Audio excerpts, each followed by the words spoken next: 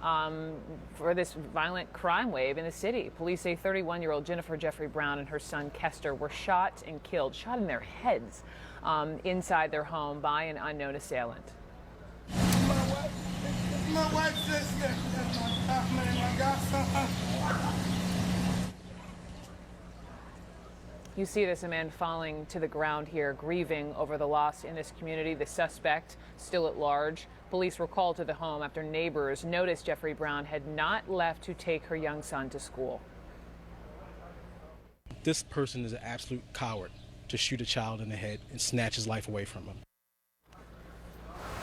I want to bring in Miguel Marquez, who's been in Baltimore for weeks and weeks and weeks. And also I have with me retired New Jersey police detective and former member of the FBI Joint Terrorism Task Force, Steve Rogers. And so I wanted to talk about 2 points in Baltimore, but this being the first. I mean, listen, when we keep talking about numbers and the highest rate in 8 years or whatever the number is, when I woke up this morning and I was reading the Baltimore Sun that a 7-year-old child was shot in his head. This has got to stop. And the sergeant calling the killer a coward. It's a war zone in Baltimore.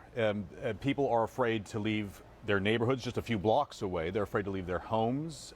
They are afraid it's going to get worse. We had a police officer speak to us a couple of weeks ago, and despite the fact that the police commissioner has said there is no work slowdown, the facts seem to show that there is a work slowdown. Arrests are way down, more than 50%.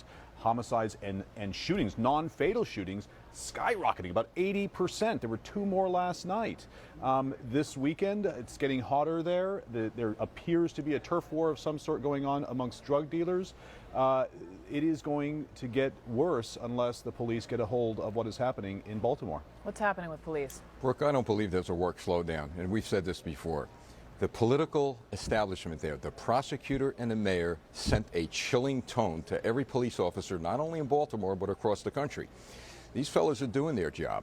But you know what? When they went out and did it aggressively, they were told to hold back. Steve, I know you talk politics, but I mean, hearing from Miguel, talking to this active officer saying they are holding back. I hear you saying they've been given a message. If the police commissioner himself said that police officers are telling him they are afraid to make arrests, because if they make a mistake, are they going to go to jail? All right, Miguel, I believe that, okay? But the fact of the matter is that when they are looking, or when they're going to make arrests, when they're going to be aggressive towards crime, they are afraid to go to jail. And another thing is, you know, police officers are preferably proactive. They have a sixth sense. You know in a neighborhood if someone belongs there or not. They don't have to do that.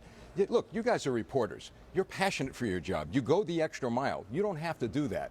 Police officers don't have to do that. As long as they do their job according to law, and they are doing their job according to law. And sadly to say, if this is the type of law enforcement that the political establishment wants, they got it. They've got to support the cops. I'm not talking about bad cops. They should go to jail, bad cops. I understand. Let me also, I wanted to bring this up for if you haven't seen this. This is another issue within Baltimore City Police Department. Some of the officers indicted in Freddie Gray's death were caught here on video. So here they were. This is from weeks ago. They were turning themselves in. They were not cuffed. And then you see here an embrace with fellow officers at this jail as they were getting out of the vans. And this particular embrace has sparked a lot of criticism. One person tweeting, quote, "Before it's over, they'll probably be given the keys to the city." Should people be upset about this? Steve, let me just begin with you. I mean, here you have these officers, and a lot of people are juxtaposing this, obviously, to what happened with Freddie Gray and the van. And here you have these officers sort of walking on into the jail. Is this even proper protocol? No, it isn't. And it isn't appropriate. Look, okay, it's we not. have to have, look, symbolism, messages, words mean a lot.